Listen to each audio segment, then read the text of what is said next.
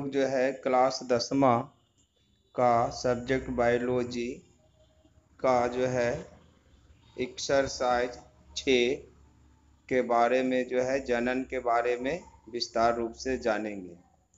Exercise 6 में जनन का भाग 2 में हम लोग जो है लैंगिक जनन के बारे में जानेंगे। भाग 1 में जो है हम लोग जो देखे हैं अलैंगिक जनन का विस्तार रूप से स्पष्ट रूप से जो है जानकारी हासिल किया था। आज हम लोग भाग 2 में जो है लैंगिक जनन के बारे में स्पष्ट रूप से जानकारी लेंगे।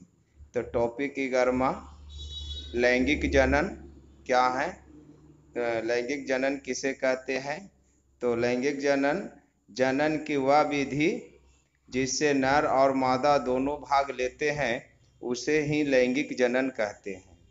जैसे मनुष्य कह रहा है जनन की वह विधि जिसमें जो है नर और मादा दो अलग अलग जो है प्रकार के जीव जो है जनन में भाग लेते हैं, तो उसे ही हम लोग लैंगिक जनन कहते हैं। लैंगिक जनन में जैसे मनुष्य में दो तरह के व्यक्ति होते हैं, एक नर होते हैं और एक मादा होते हैं। दोनों जो है मिलकर जो है जनन करते हैं, यही हमारा जो है लैंगिक जनन कहलाता है। अब जो है नर जो है कहता है वह जीव जो शुक्राणु को उत्पन्न करता है उसे नर अर्थात पुरुष कहते हैं। अब जैसे लैंगिक जनन में एक नर होते हैं दूसरा मादा होते हैं, तो नर हम लोग जो है उस जीव को कहते हैं जो शुक्राणु को उत्पन्न करता है। जो शुक्राणु उत्पन्न करता है उसी को नर अर्थात पुरुष कहते हैं। और मादा जो है वह जीव जो अंडाणु को उत्पन्न करता है उसे ही हम लोग मादा अर्थात स्त्री कहते हैं। तो लैंगिक जनन में दो तरह के जो है जीव भाग लेते हैं, एक नर एक मादा। नर अर्थात पुरुष और मादा अर्थात स्त्री।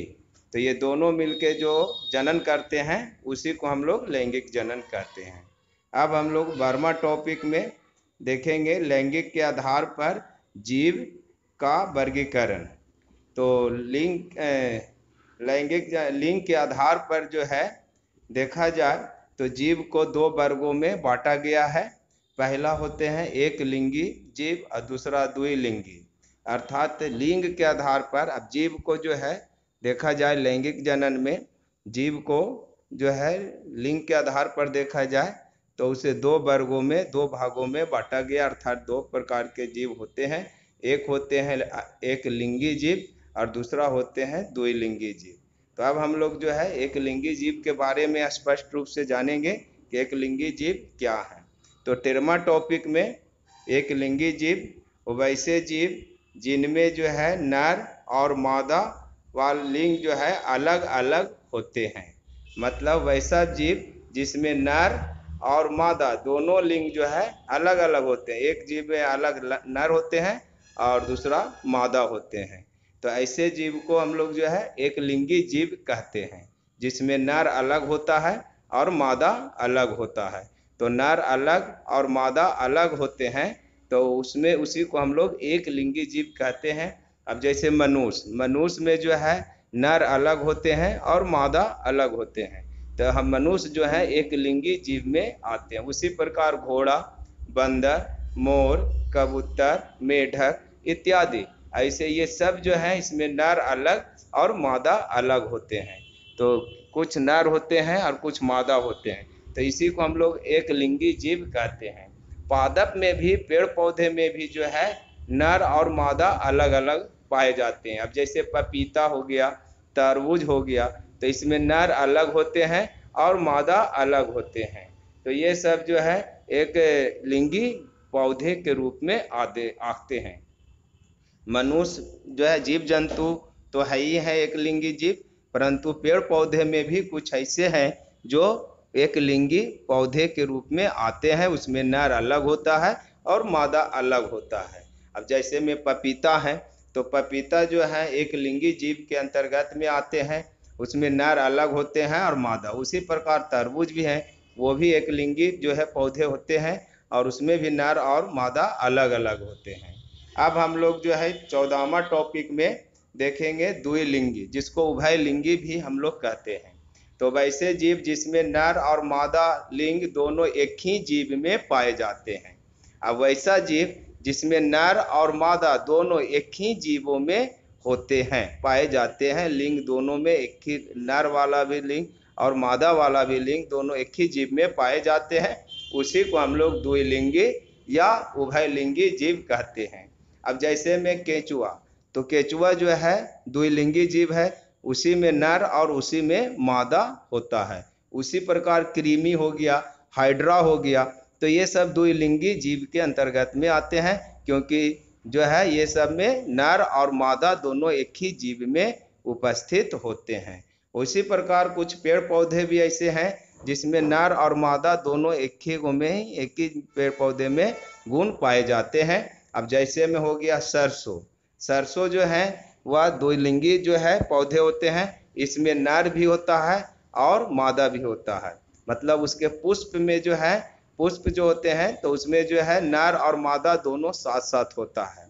हाँ, इसके आगे वाला जो है वीडियो में हम लोग जो है पुष्प का लैंगिक जनन हम लोग निषेचन देखेंगे कि पुष्प में जो है जैसे सरसों हो गया तो उसमें जो है द्विलिंगी वाला में देखेंगे कि कहाँ कहाँ जो है नर और मादा एक साथ होते हैं, उसका विस्तार रूप से अगला वीडियो में हम लोग देखेंगे। तो पेड़ पौधे में भी जो है सरसों हो गया, गुलहर हो गया, ये सब जो है द्विलिंगी जीव पौधे होते हैं। इस तरह से द्विलिंगी जीव के अंतर्गत में आते हैं। अब हम लोग जो है 15वां टॉपिक देखेंगे, युग्मक। युग्मक जो है क्या है, तो लैंगिक प्रजनन में शामिल कोशिकाएं युग्मक कहलाते हैं। जो लैंगिक प्रजनन करने में जो कोशिका भाग लेते हैं उसी को हम लोग युग्मक कहते हैं। मतलब लैंगिक प्रजनन करने में जो जो कोशिका भाग हो लेता है वह वो युग्मक कहलाता है। और युग्मक जो होते हैं दो होते हैं, पहला होते हैं नर युग्मक और दूसरा होते हैं मादा युग्मक। तो नर युग्मक जो है, प्राणियों में नर युग्मक शुक्राणु कहलाता है, और प्राणियों में जो है नर युग्मक जो होते हैं शुक्राणु कहलाता है। अर्थात शुक्राणु उत्पन्न करने वाले को ही हम लोग नर युग्मक कहते हैं। जो शुक्राणु उत्पन्न करता है, इसके आगे हम लोग ने देखा शुक्राणु जो है नर उत्पन्न करते हैं पुरुष, तो जो शुक्राणु उत्पन्न करता है उसी को नर युग्मक, और जो अंडाणु उत्पन्न करता है उसको मादा युग्मक कहते हैं। अब हम लोग जो है निषेचन देखेंगे, 16वां टॉपिक। तो निषेचन का लैंगिक प्रजनन के दौरान नर युग्मक का मादा युग्मक के साथ संलयन होकर जो युग्मनज बनाता है उसी को हम लोग निषेचन कहते हैं। मतलब जो है लैंगिक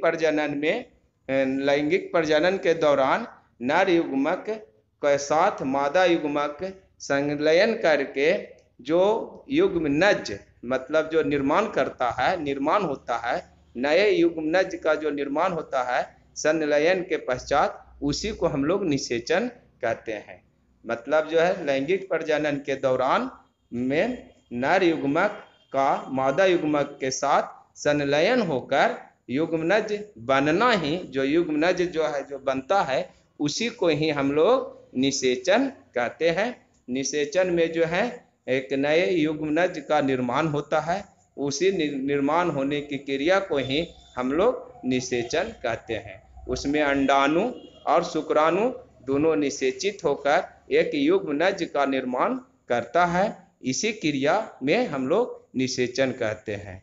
अर्थात जब नर और मादा दोनों संलयन होते हैं तो शुक्राणु जो है नर से निकलकर मादा के फलोपियन नलिका में अंडाणु जो उपस्थित रहते हैं वहां पहुंचकर शुक्राणु अंडाणु और शुक्राणु को साथ संलयन करते हैं और संलयन करके एक युग्मनज का निर्माण करता है, वही क्रिया निषेचन कहलाता है। अब हम लोग जो है 17वां टॉपिक में भ्रूण के बारे में जानेंगे कि भ्रूण क्या है। युग्मनज और नए बने शिशु के बीच के विकास की जो अवस्था होती है उस अवस्था को ही भ्रूण कहा जाता है। जब युग्मनज, अभी हमने निषेचन में देखा कि जब शुक्राणु और अंडाणु दोनों संलयन करके निषेचित करके जो युग्मनज बनाता है उसी को हम लोग जो है निषेचन कहते हैं। दोनों मिलकर जो युग्मनज बनाता है उसी को हम लोग निषेचन कहते हैं। और निषेचन क्रिया के पश्चात जो युगनज बनता है और उसके बाद उसमें एक नए शिशु का विकास होता है। तो नए शिशु और युगनज के बीच का जो विकास होने वाला जो क्रिया होता है, अवस्था होता है, उस अवस्था को हम लोग भ्रूण कहते हैं, उसी को हम लोग भ्रूण कहते हैं। अब हम लोग जो है 18वां टॉपिक देखेंगे, मनुष्य का प्रजनन तंत्र। तो मनुष्य जो है चूंकि एक लिंगी प्राणी होते हैं और एक लिंगी प्राणी होने के कारण उसमें नर अलग होते हैं और मादा अलग होते हैं, जैसे कि अभी हम लोग ने जो है देखा। तो मनुष्य जो है एक लिंगी प्राणी होते हैं जिसके कारण नर अलग होते हैं और मादा अलग होते हैं। तो प्रजनन तंत्र में इस तरह से दो तरह के प्रजनन तंत्र होते हैं। नर वाला जो प्रजनन तंत्र नर प्रजनन तंत्र कहलाता है और मादा में जो प्रजनन तंत्र होते हैं उसको मादा प्रजनन तंत्र कहते हैं। तो इस तरह से जो है एक लिंगी प्राणी में नर जनन अंग और मादा जनन अंग अलग अलग व्यक्तियों में पाया जाता है। तो अब हम लोग जो है विस्तार रूप से जो है मनुष्य में पहले हम लोग नर जनन अंग के बारे में विस्तार रूप से जानेंगे कि नर जनन अंग कैसा रचना का होता है। उसके बाद नेक्स्ट वीडियो में हम लोग जो है मादा जनन अंग के बारे में जानेंगे कि मादा जनन अंग जो है कैसा रचना का होता है और वह जो है किस तरह से कार्य करती है। तो अभी हम लोग जो है मनुष्य का जो है नर जनन अंग के बारे में विस्तार रूप से जानेंगे कि नर जनन अंग जो है मनुष्य में किस प्रकार की रचना का होती है और यह जो है किस तरह का कार्य करता है और इसमें जो है मुख्य भूमिका किस अंग का होता है। क्योंकि ये जो है नर का सबसे मुख्य अंग होते हैं जो प्रजनन करने में मदद करती है, प्रजनन करने में सहयोग करता है और वह जो है मुख्य रूप से शुक्राणु बनाने में सहयोग करता है और शुक्राणु जो है प्रजनन करने में मुख्य भूमिका निभाती है। तो इस तरह से हम लोग जो है अब 19वां टॉपिक में देखेंगे नर जनन अंग क्या है और इसमें कौन कौन से भाग होते हैं। तो 19वां टॉपिक है नर जनन अंग। तो मानव का नर जनन अंग में कई भाग होते हैं जिसमें मुख्यतः जो है आपका जो है 4 होते हैं। मतलब नर जननांग में मानव का जो है नर जननांग में जो है कई भाग होते हैं, लेकिन उसमें से मुख्य भाग जो है 4 गो हैं।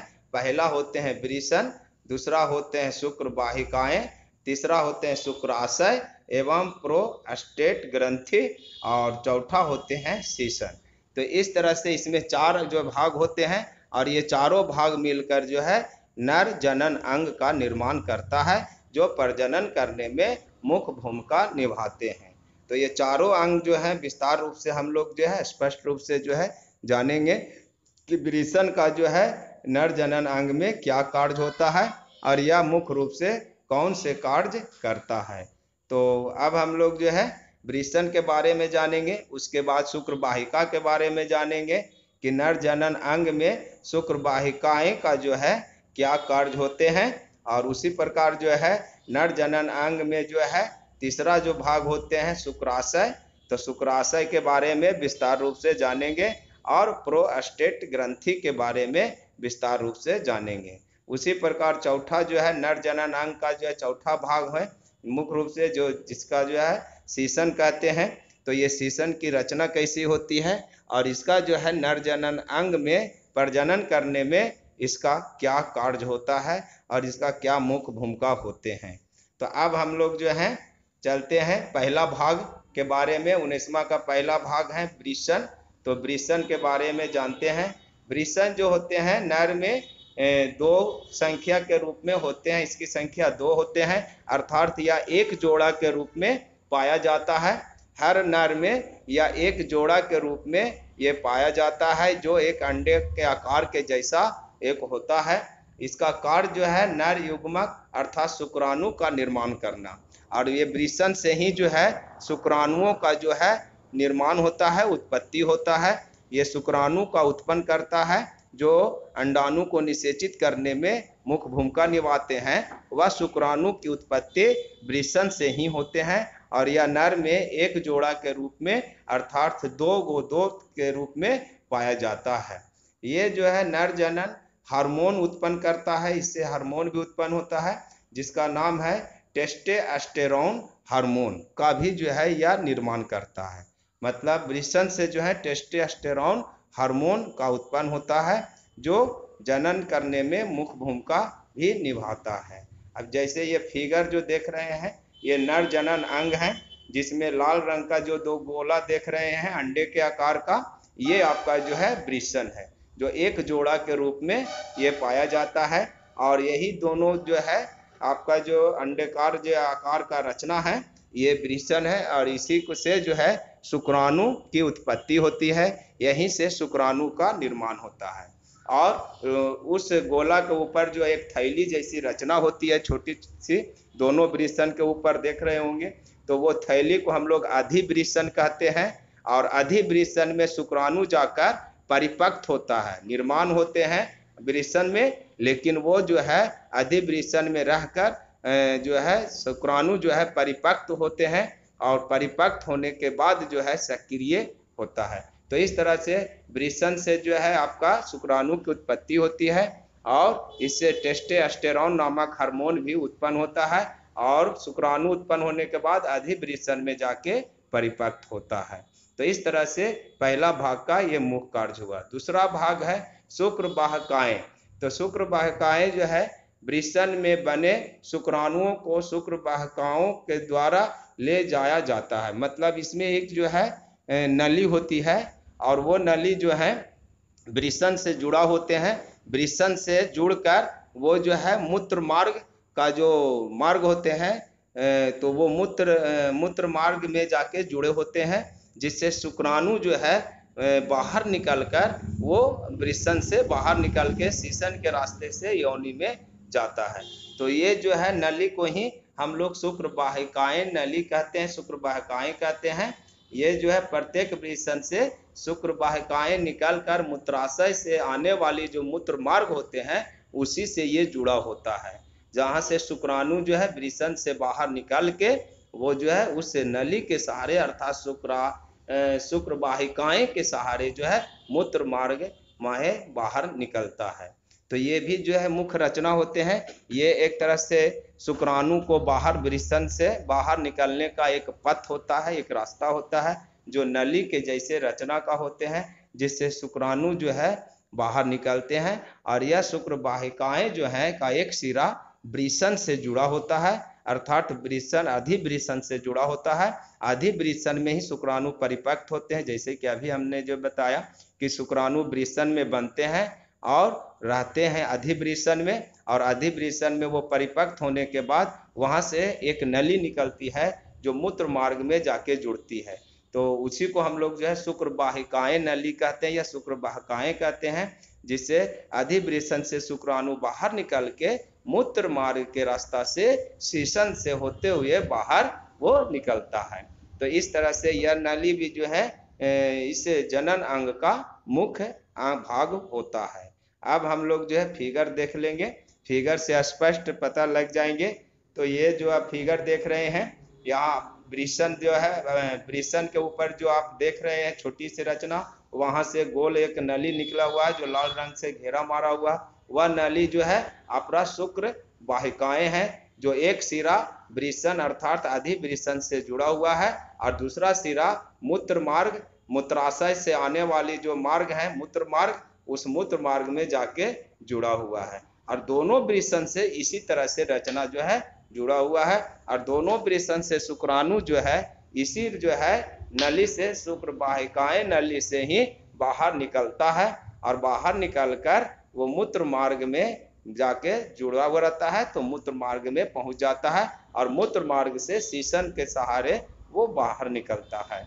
तो इस तरह से यह रचना जो होते हैं, यह रचना भी जो है मुख्य रचना के रूप में आते हैं, क्योंकि ये शुक्राणु जहाँ होते हैं वहां से ये बाहर निकालने के लिए उसका रास्ता तैयार करता है, और इसी रास्ता से इसी नली से यह जो है बाहर निकलते हैं, और ये बाहर निकल के जनन जैसी क्रिया को संपन्न करने में मदद करता है।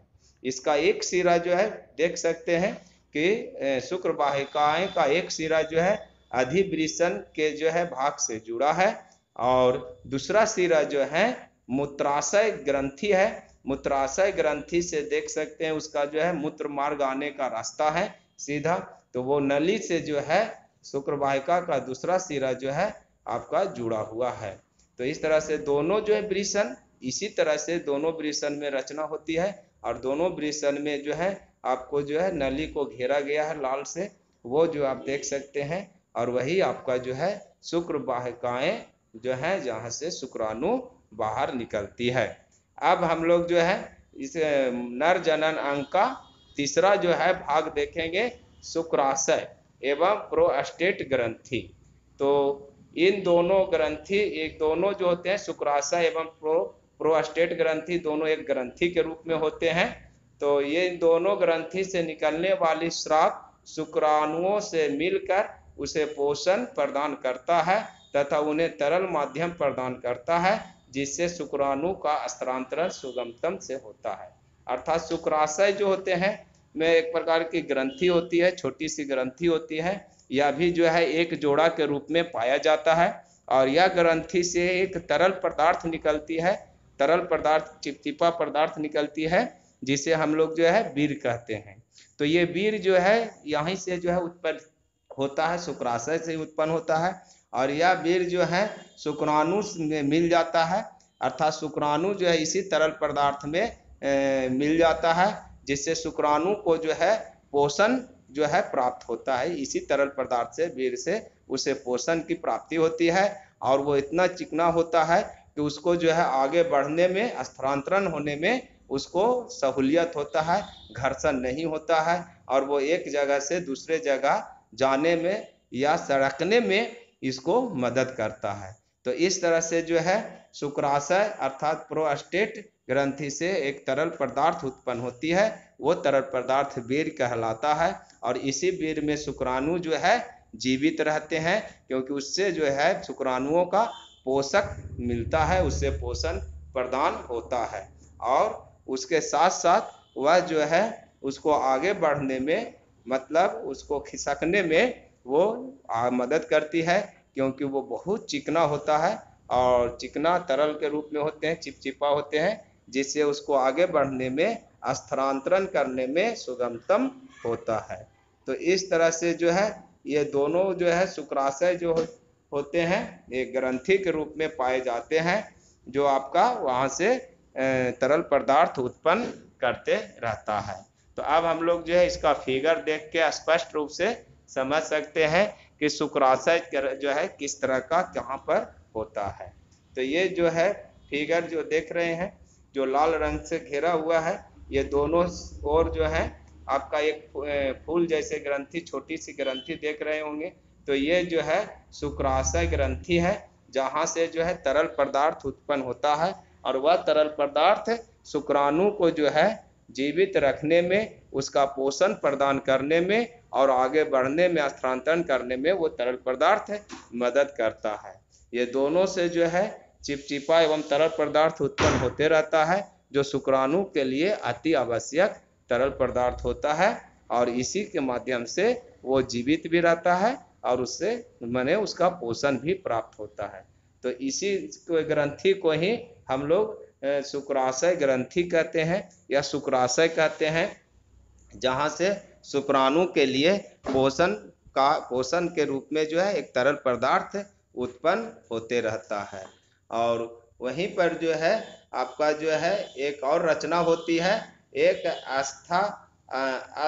आस्खलन नलिका होते हैं, दूसरा साइड में होते हैं पूरा आस्था ग्रंथि।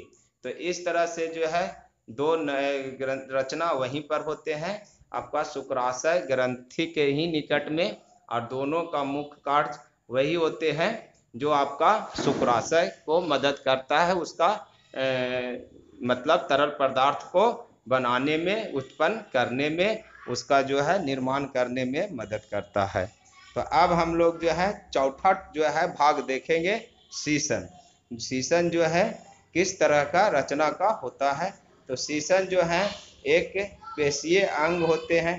पेशीय अंग का मतलब ये एक मांसल का बना हुआ एक बेलनाकार रचना का होता है। एक बेलनाकार जैसे रचना का मांसल का भाग होता है, जो मूत्र मार्ग से आने वाले शुक्राणु को मादा के योनि में छोड़ता है। और यह जो है एक बेलनाकार जैसे रचना होती है, जिससे जो है यह जो है मूत्र मार्ग से जो आने वाला जो शुक्राणु, जैसे अभी हमने बताया, तो शुक्राणु जो मूत्र मार्ग से जब बाहर निकलता है तो इसी शीशन के सहारे जो है मादा के योनि में जो है छोड़ता है। तो शीशन जो है मादा के योनि में जो है आपका जाके शुक्राणु को सुरक्षित छोड़ता है। इस प्रकार जो है मानव शरीर में मूत्र एवं शुक्राणु को शरीर के बाहर छोड़ने के लिए एक ही निकास द्वार होते हैं। और शीशन में जो है एक सूक्ष्म छिद्र होते हैं, वह छिद्र जो है मतलब उसी छिद्र से मूत्र भी जो है बाहर निकलते हैं, उसी छिद्र से मूत्र भी जो है बाहर निकलते हैं, और उसी छिद्र से जो है आपका शुक्राणु भी जो है बाहर निकलते हैं। मतलब शीशन में जो है एक ही छिद्र होते हैं, सूक्ष्म छिद्र होते हैं, जिससे शुक्राणु भी बाहर निकलते हैं और मूत्र भी जो है बाहर निकलते हैं। और वह जो है आपको जनन करने में मुख्य भूमिका निभाता है, क्योंकि योनि में जो है शुक्राणु को जो है छोड़ने में शीशन ही जो है मुख्य भाग निभाते हैं, मुख्य क्रिया करते हैं। तो ये शुक्राणु को जो है योनि में छोड़ने का काम करता है। यह जो है यह भी जो है एक मांसल के रचना का बना होता है, जिसका आकार जो है आपका बेलनाकार जैसे रचना का होता है। और यह जो है बेलनाकार जैसे रचना जो होते हैं वह जो है मूत्र मार्ग से सीधा जुड़ा हुआ होता है, और उसी मूत्र मार्ग से में जो है आपका जो है शुक्राणु भी जो है बाहर निकलते हैं, और उसी मूत्र मार्ग से आपका जो है अंडा आपका जो है मूत्र भी बाहर निकलते हैं। तो इस तरह से आपका जो है मानव का जो है जनन अंग का 5वां भाग भी जो है देखे। अब इसका फिगर में हम लोग देख लेते हैं। तो ये जो है आपका जो गोल जैसे भाग देख रहे हैं, बेलनाकार जैसे रचना है, ये आपका शीशन है जो मांसल का बना हुआ होता है, पेशिये का बना होता है, और यह जो है आपका एक बेलनाकार जैसे रचना का होता है। और इसी से जो है वो आप पथ देख रहे होंगे, तो वो सीधा मूत्र मार्ग से जुड़ा हुआ है। वो एक सूक्ष्म छिद्र होते हैं, उसी छिद्र से जो है शुक्राणु भी बाहर निकलते हैं और आपका मूत्र भी जो है बाहर निकलते हैं। तो इस तरह से यह जो शीशन जो है योनि में जो है शुक्राणु छोड़ने का मुख्य कार्य करता है। ये योनि तक जो है ये पहुंचा देता है सुरक्षित, और वहां से शुक्राणु बाहर निकलते हैं। ये जो है रचना एक बेलनाकार जैसे रचना होते हैं, बेलन के जैसे रचना होते हैं, और ये मांसल का बना होता है। और ये मांसल का जो है एक अंग होते हैं जो शुक्राणु को छोड़ने में मदद करते हैं। तो इस तरह से आपका जो है मानव का जो है नर जननांग का जो है चारों भाग स्पष्ट रूप से देख लिए। वृषण के बारे में स्पष्ट रूप से जाना, शुक्र वाहिका के बारे में हम लोग स्पष्ट रूप से जाना, शुक्राशय के बारे में स्पष्ट रूप से जाना, और शीशन के बारे में स्पष्ट रूप से जाना। इसमें आपका जो है वृषण में एक और रचना होते हैं जिसको हम लोग अधिवृषण कहते हैं, जो आप देख सकते हैं यहाँ पर भी जो है वृषण के ऊपर एक टोपी के जैसे रचना जो है रखा हुआ है, वही आपका अधिवृषण होते हैं, जहाँ पर शुक्राणु जो है परिपक्व होने का कार्य करता है, वहीं पर रहता है और परिपक्व होता है। तो इस तरह से आपका जो है मानव का नर जननांग आके यहाँ समाप्त हो जाती है। मानव का नर जननांग जो है यहाँ पर जो है आपका समाप्त होते हैं। अब हम लोग जो है नेक्स्ट वीडियो में जो है हम लोग जो है देखेंगे मादा का जनन अंग विस्तार रूप से, कि मादा का जनन अंग कैसे रचना का होते हैं, और उसमें कौन रचना जो है मुख्य रूप से भाग निभाते हैं, जनन करने में कौन कौन से क्रिया जो है करते हैं।